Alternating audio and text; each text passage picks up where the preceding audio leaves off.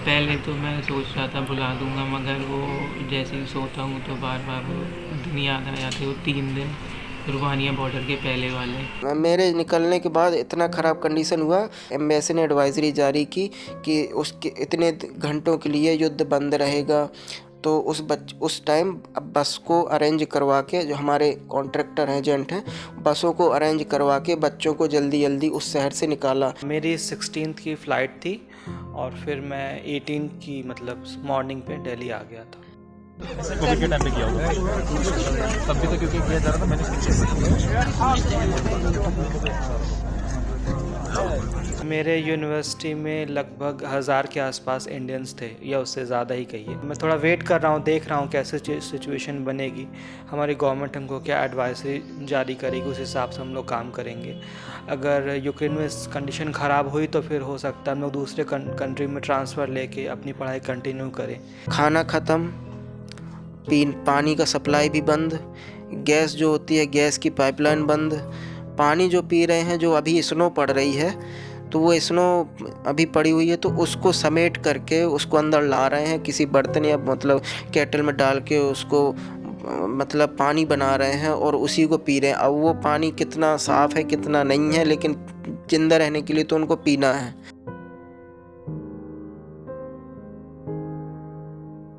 मेरा एक दोस्त है, तो वो अभी सुम में फंसा हुआ है और कांटेक्ट ज़्यादा नहीं हो पा रहा, क्योंकि उनको नेटवर्क की, सारे लोगों के फ़ोन बंद हो गए, स्विच ऑफ हो गए, तो दिक्कत हो जाएगी। इसलिए वो लोग नेट और बैट स्विच ऑफ करके रख रहे हैं। जब बहुत अर्जेंट ज़रूरत पड़ेगी, मतलब सारे बच्चों में कुछ बच्चे बंद कर दिए हैं, कुछ बच्चे खोले हैं नेट।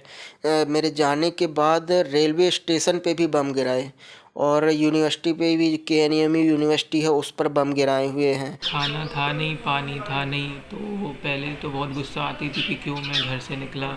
इससे सही तो मैं फ्लैट में था, सोता, खाना खाता। मगर फिर वीडियोस वायरल कर दी कि यहाँ कुछ नहीं मिल रहा है, मार रहे हैं ये लोग, भीड़ है बहुत, जाने नहीं दे रहे। तो उसके बाद जब फिर यूक्रेन ने कुछ मदद करी, टेंट लगवाए और कुछ खाने को एप्पल दिए। बस लस्त पड़ गए थे, एनर्जी नहीं थी, 10-10, 15-15 किलो के बैग टांगे हुए थे।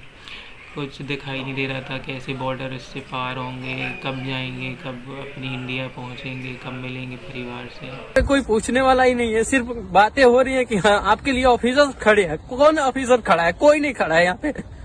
कैसे निकलेंगे हम?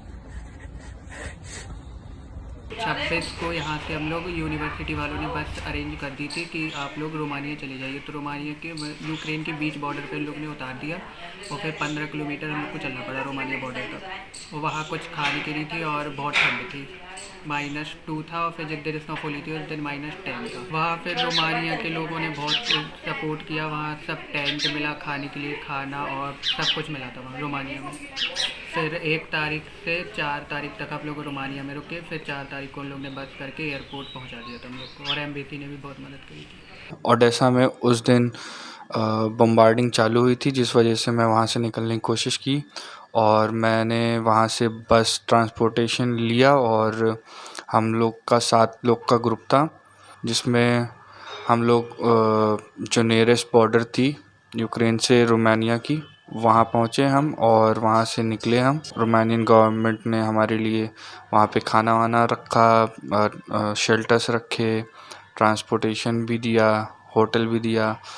और फिर हमने वहाँ पे इंडियन एम्बेसी से बात की और उन्होंने हमारे लिए फ़्लाइट्स अरेंज की। मेन रीज़न इसका तो फ़ीस है, आप जानते ही हैं, और कंपटीशन बहुत ज़्यादा है यहाँ इंडिया में।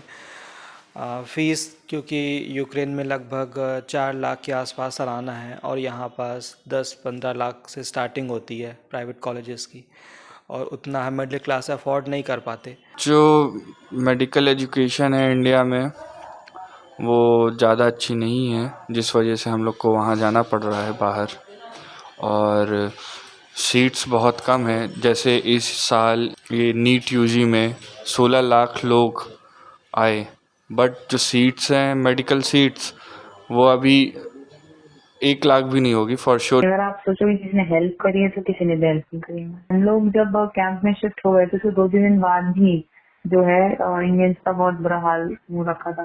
7-8 घंटे एक बार में लगते थे, क्योंकि गेट तक, उस बॉर्डर गेट तक पहुंचने के लिए भी हम लोग को आगे आगे बढ़ना होता था। जैसे गेट तक आते थे अगेन वो बंद कर देते थे। तो फिर वो एकदम से भगदड़ मच जाती थी और बहुत ज्यादा। अब आप सोच सकते हैं कि एक बॉर्डर का गेट कितना होता है और उसमें से भी 2,500-3,000 बच्चे अगर एक जगह कलेक्ट होंगे तो क्या होगा।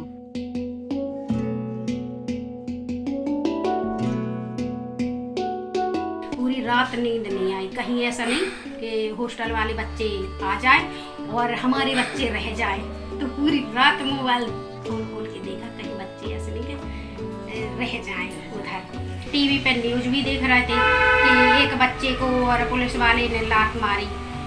तब से तो और ज़्यादा दिमाग खराब। और एक लड़की के बाल खींच के वो घसीटा है, उसको वो वाली भी वीडियो टीवी से देखी थी। बेटा आ गया, अच्छा लगा और बहुत पहले टेंशन में थे, अब आ गया है तब खुशी है। और मोदी जी से कहना चाहती हूँ कि मोदी जी जितने भी बच्चे जो बहुत ज़्यादा विकट परिस्थितियों में हैं उधर, और जो हम टीवी पे देखते हैं कि बच्चे बहुत परेशान हैं, उनको जरूर निकलवाएं। जैसे हमारे बच्चे आ गए ऐसे सारे बच्चे आ जाए, कोई भी उधर रह ना जाए। भारत सरकार से हमारी यही मांग है कि एटलीस्ट यहाँ पास थोड़े और सीट्स बढ़ाए जाएं कॉलेजेस में, ताकि हम लोग को सुविधा हो। वो बच्चे जल्द से जल्द भारत सरकार प्रयास करे निकालने की। वो जैसे मैं परेशान थी वैसे माँ बाप परेशान हो गए। खबर लहरिया, आपकी खबर आपकी भाषा।